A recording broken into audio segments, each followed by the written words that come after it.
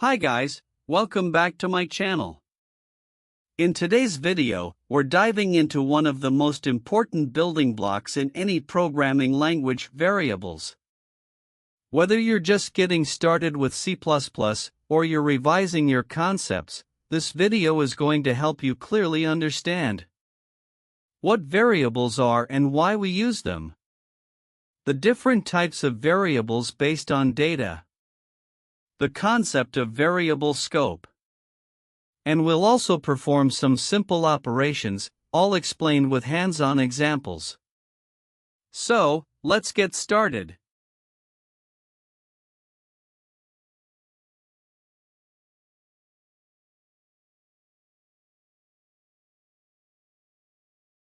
First of all, what exactly is a variable? Think of a variable as a labeled box in your computer's memory that stores a value. This value can be changed during the execution of the program.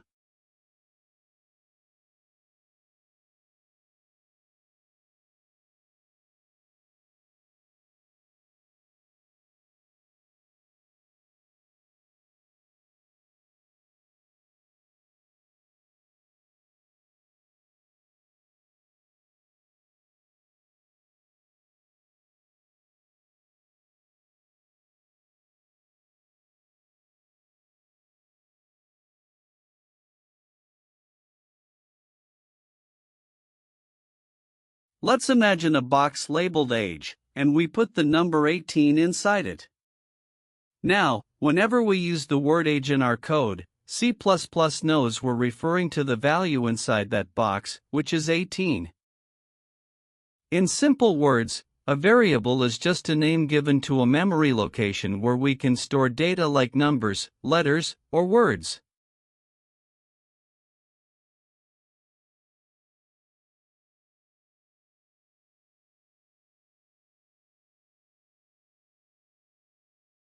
Now let's move over to our VS Code editor. We've created a new file named variable.cpp.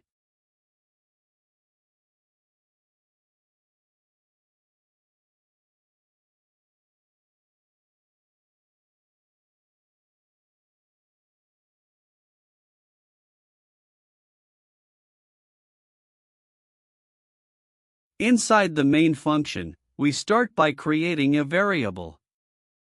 For example, we declare an integer variable called age and assign it the value 15. Here, int is the data type which tells C++ what kind of data we are storing, and age is the variable name. We also create a few more variables using different data types and print their values to the output screen.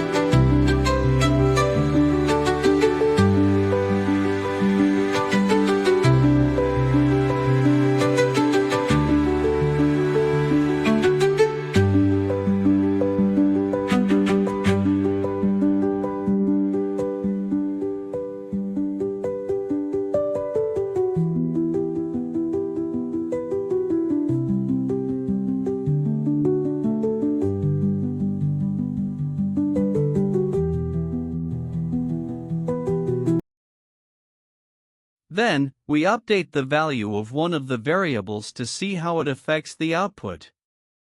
And yes, we can change the value of a variable later in the program.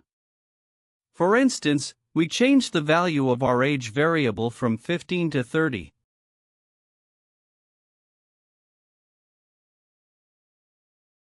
And when we print it again, we see the updated value.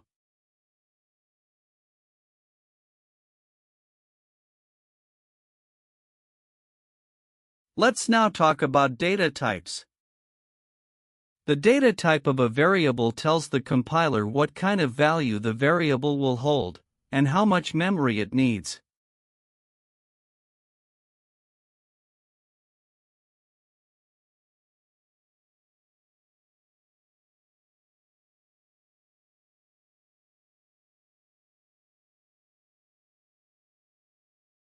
Here are some of the most commonly used data types in C++. Boolean, which is declared using bool, it stores only two values, true or false.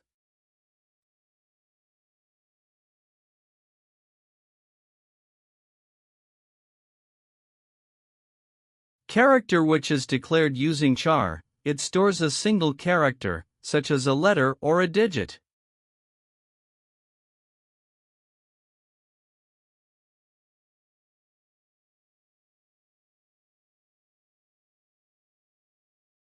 Integer, which is declared using int, it stores whole numbers, like 10, 50, or -3.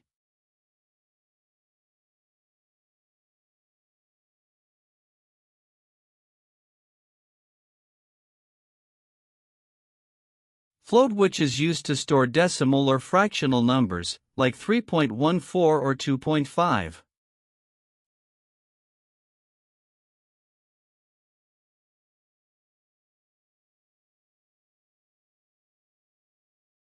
Double, which is similar to float, but with double the precision, it can store more accurate decimal values. Each of these types uses a specific amount of memory, which you can explore further based on your needs. Now let's perform some operations using variables.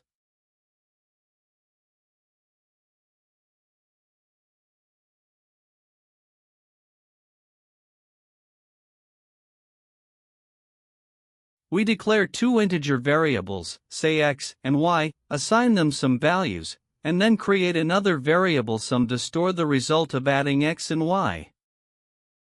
When we print the result, we see the sum of the two numbers. The same logic works for other operations too, like subtraction, multiplication, and division.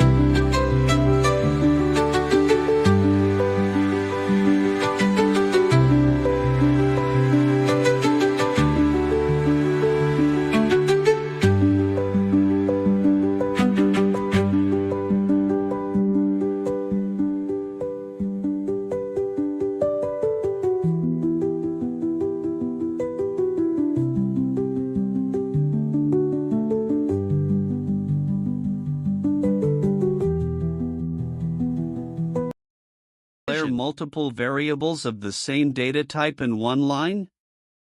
For example, instead of declaring three integers one by one, we can simply write them in a single line separated by commas. This makes the code cleaner and more efficient.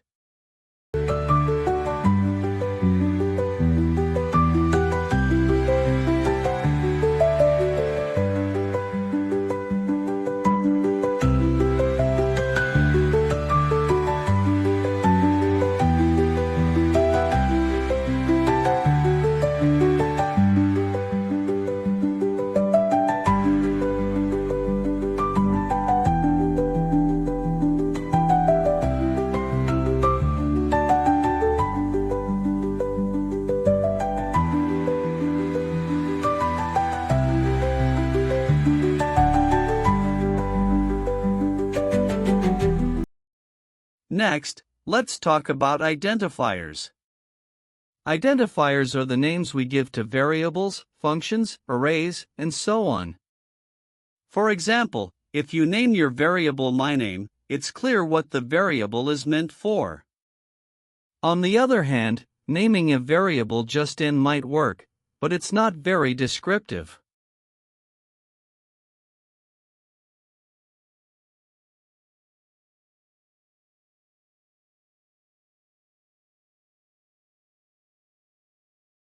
Here are some simple rules for naming variables in C++.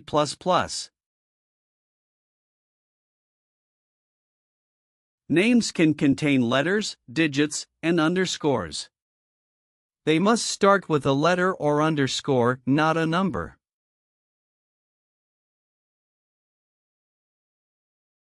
Variable names are case-sensitive, so myvar and myvar are considered different.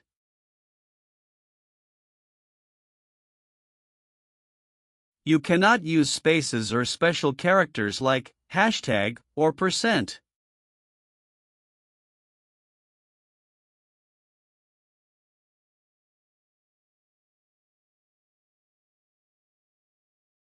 And most importantly, don't use C++ reserved keywords like int, float, or return as variable names.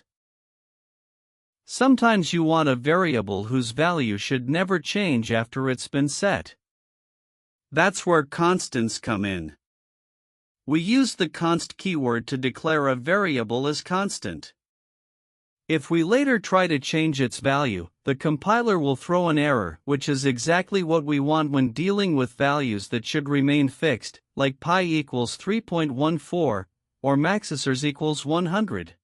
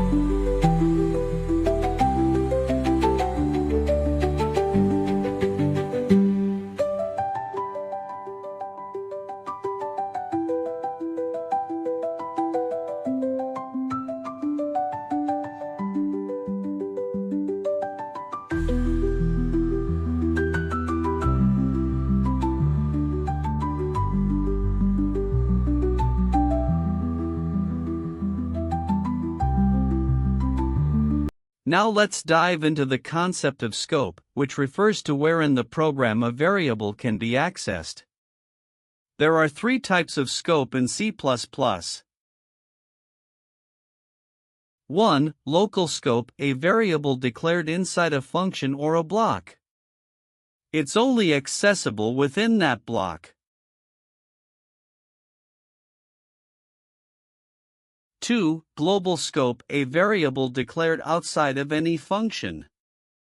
It can be accessed from anywhere in the file.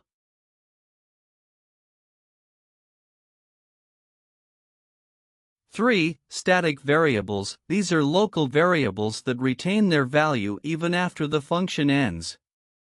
It means, each time the function is called, the variable will not be reinitialized.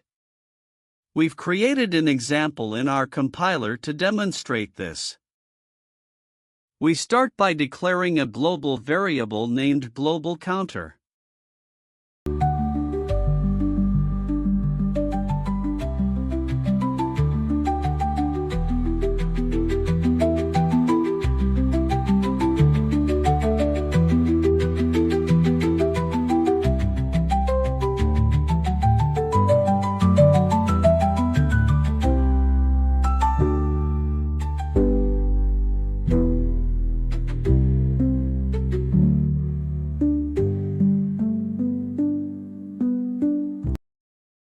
Then, inside a custom function, we declare a static variable named static count.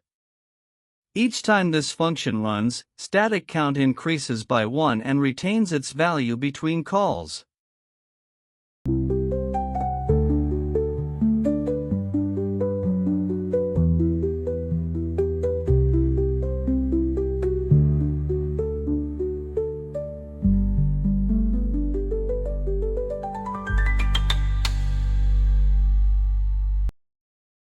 In the main function, we take two numbers from the user and perform subtraction. We also update the global counter and call our static counter function twice to show how the static variable behaves.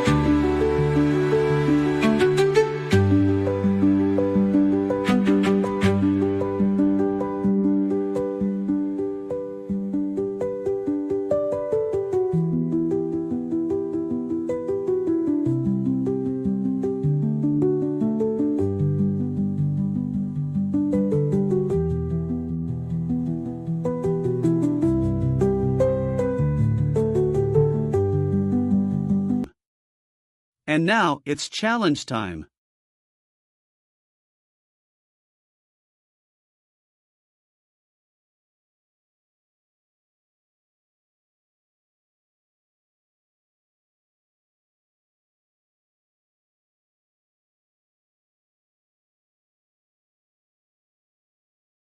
Modify the example we just discussed to also calculate and display the product, multiplication, of the two numbers and their division result.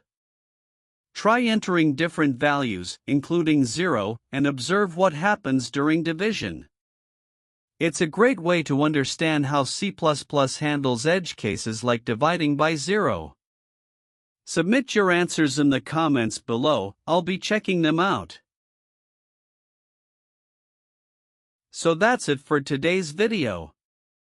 We learned what variables are and how to use them, the different types of variables based on basic operations, the importance of clear identifiers, what constants are, and finally, how variable scope works in C++.